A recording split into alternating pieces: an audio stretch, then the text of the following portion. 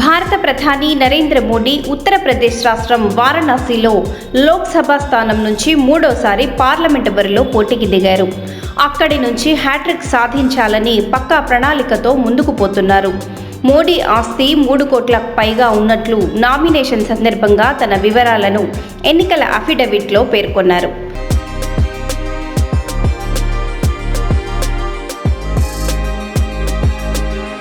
భారతదేశ ప్రధానమంత్రి నరేంద్ర మోదీ ఏ పని చేసినా దాని వెనక బలమైన కారణం ఉంటుంది.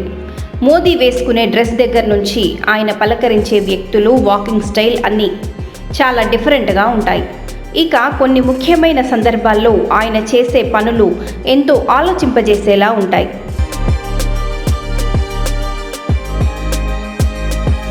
ఈ క్రమంలోనే మే 14వ తేదీ మంగళవారం నాడు వారణాసి నియోజకవర్గానికి ముచ్చటగా మూడోసారి నామినేషన్ దాఖలు చేశారు.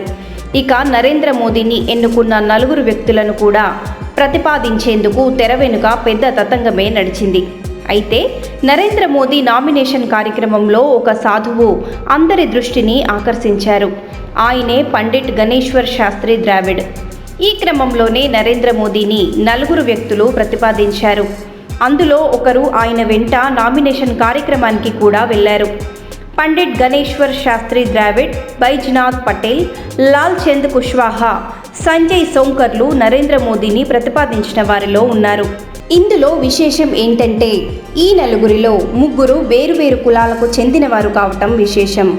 పండిట్ గణేశ్వర్ శాస్త్రి బ్రాహ్మణ వర్గానికి చెందినవారు కాగా, బైజ్నాథ్ పటేల్, లాల్ చంద్ కుష్వాహా ఓబీసీ వర్గానికి చెందినవారు. ఇక సంజయ్ సోంకర్ ఎస్సీ వర్గానికి చెందినవారు.